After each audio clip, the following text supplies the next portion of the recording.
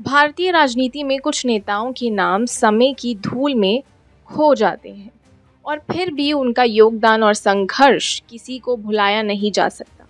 Sanjay Joshi Bharatiya Janata party यानी कि BJP के एक ऐसे नेता हैं जिनका करियर और भविष्य उस भूल भुलैया में कहीं खो गया जिसे राजनीति कहते हैं।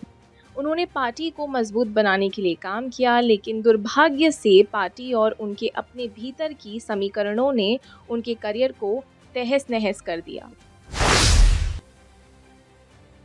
संजय जोशी का राजनीतिक करियर एक ऐसा सफ़र है जो न केवल उतार-चढ़ाव से भरा हुआ है, बल्कि उनके आत्मसम्मान और सार्वजनिक जीवन को भी बुरी तरह प्रभावित किया। संजय जोशी का राजनीतिक करियर भाजपा के भीतर संगठनात्मक कार्यों से शुरू हुआ। उनकी विशेषता ये थी कि वे ज़मीन से जुड़े नेता थे और पार्टी के संगठन में बारीकी से काम करते थे। संघ परिवार के सदस्य के रूप में उन्होंने अपने कार्यों को इतने परिश्रम से किया कि भाजपा के शीर्ष नेतृत्व में उनकी कार्यशैली की हमेशा तारीफ की। जोशी, जो संघ की विचारधारा और अनुशासन के कट्टर समर्थक थे, भाजपा में संगठन मंत्री के रूप में अपनी पहचान बना चुके थे। उनका काम हर छोटे कार्यकर्ता से सीधे संवाद करना और पार्टी के ज़मीनी स्तर को मजबूत बनाना था। पार्टी के भीतर उनकी कुशलता और रणनीतिक सोच की बहुत प्रशंसा की जाती थी। लेकिन राजनीति में जितनी तेज़ी से आप ऊपर जाते हैं, उतनी ही तेज़ी से विरोधाभास भी आपका पीछा करता है। संजय जोशी के राजनीतिक करियर की गिरावट की मुख्य वजह उनके और नरेंद्र मोदी के बीच का टकराव थी। ये टकराव उस समय हुआ जब मोदी गुजरात के मुख्यमंत्री बने और जोशी को गुजरात भाजपा की जिम्मेदारी दी गई। संजय जोशी की संगठनात्मक शैली और नरेंद्र मोदी के नेतृत्व शैली में बड़ा फर्क था। मोदी का मानना था कि उन्हें स्वतंत्र रूप से नेतृत्व करने दिया जाए, जबकि जोशी संगठन के नियमों के तहत पार्टी को चलाने की कोशिश कर रहे थे।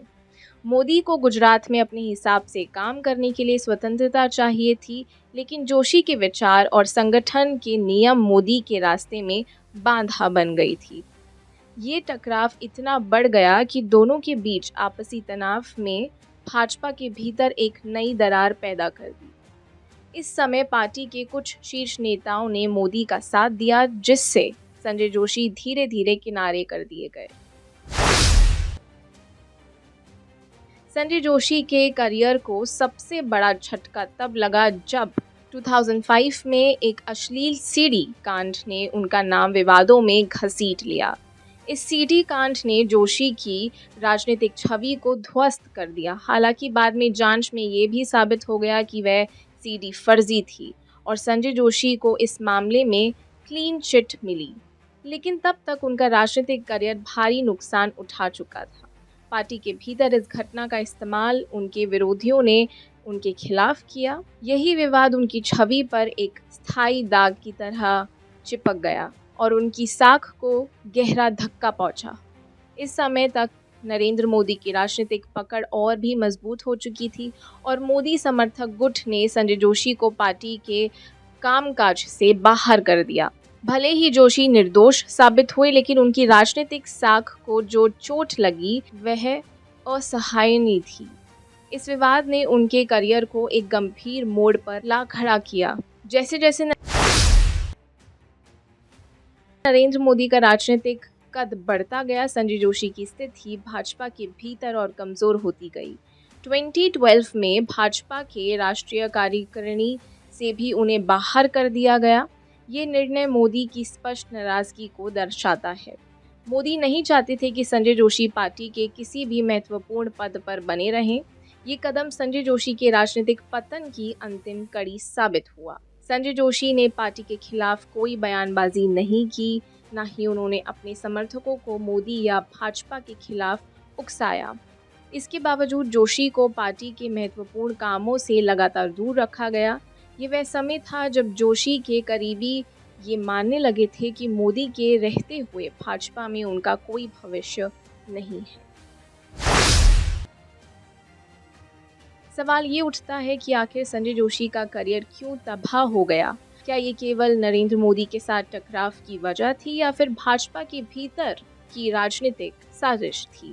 ये कहना कठिन है, लेकिन इतना तो तय है कि संजय जोशी के करियर को लेकर कई नेताओं ने खुलकर उनका साथ नहीं दिया। पार्टी में उनके कई समर्थक थे, लेकिन उनमें से किसी ने भी जोशी के साथ हो रहे अन्याय के खिलाफ आवाज नहीं उठाई। राजनीति में सत्ता और महत्वाकांक्षा ही सबसे बड़ी सच्चाई होती है। संजय जोशी ने भाजपा के लिए जो योगदान दिया था, लेकिन जब समय आया कि उन्हें पार्टी के शीर्ष नेतृत्व का समर्थन मिले, तब उन्हें हाशिए पर धकेल दिया गया। संजय जोशी का करियर एक उदाहरण है कि राजनीति में आपके कामकाज से ज्यादा आपके समीकरण मायने रखते हैं। भाजपा के लिए अपना जीवन समर्पित करने वाले जोशी का राजनीतिक जीवन एक अदृश्य समापन की ओर बढ़ गया। वे पार्टी से जुड़े रहे, लेकिन मुख्य धारा की राजनीति से दूर हो गए। उन्होंने कभी पार्टी या नरेंद्र मोदी के खिलाफ कोई टिप्पणी नहीं की, जो उनके स्वभाव और अनुशासन को दर्शाता है। आज भाजपा में संजय जोशी का नाम शायद ही लिया जाता है और उनके योगदान को भूला दिया गया है। उनकी राजनीति से विदाई उतनी ही शांत रही जितनी उनकी शुरुआत थी। जोशी ने पार्टी के संगठन के लिए जो काम किया था, उसे कोई नकार नहीं सकता, लेकिन उनके करियर का पतन भाजपा के आंतरिक समीकरणों और नरेंद्र मोदी के साथ उनके टकराव की कहानी का एक महत्वपूर्ण हिस्सा बन चुका है। संजय जोशी का करियर इस बात का प्रतीक है कि राजनीति में सफलता और असफलता का निर्धारण केवल काम से ही नहीं, बल्कि आंतरिक राजनीति और समीकरणों से होता है। उनकी कहानी हमें ये सिखाती है कि राजनीति में निष्ठा और कड़ी मेहनत हमेशा सफलता की गारंटी नहीं होती। और आप हमसे जुड़े रहने के लिए सब्सक्राइब करें YouTube पर, फॉलो करें Twitter पर और लाइक करें Facebook पर। और ज्यादा जानकारी के लिए आपको टाइप करना होगा सिर्फ न्यूज़ नशा।